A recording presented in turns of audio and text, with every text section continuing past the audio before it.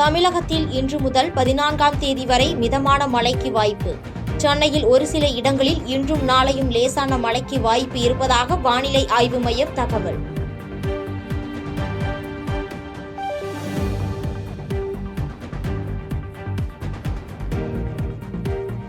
இனி தமிழக பல்கலைக்கழகங்களுக்கு வேந்தர்களை தமிழக அரசே நியமிக்கும். உச்சநீதிமன்ற தீர்ப்பை மேற்கோள் காட்டி திமுக எம்பி வில்சன் விளக்கம்.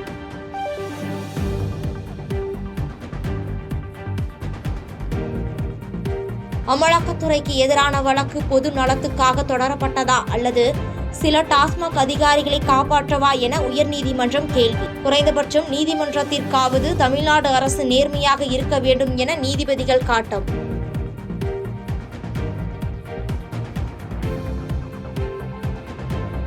கடலூர் மாவட்டம் பண்ருட்டி அருகே வீட்டில் பதுக்கப்பட்ட 1200 கிலோ அரிசி, 120 கிலோ துவரம் பருப்பு உள்ளிட்ட ரேஷன் அரிசி பறிமுதல். ரேஷன் பொருட்களை முறைகேடாக வாங்கி அதிக விலைக்கு விற்பனை செய்ததாக எழுந்த புகாரில் பறக்கும் படை அதிகாரிகள் நடவடிக்கை.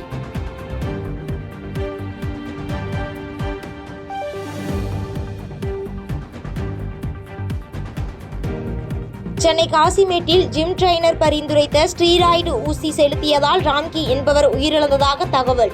இதுகுறித்து காவல் நிலையத்தில் புகார் அளித்தும் எந்த ஒரு நடவடிக்கையும் எடுக்கப்படவில்லை என உறவினர்கள் குற்றச்சாட்டு.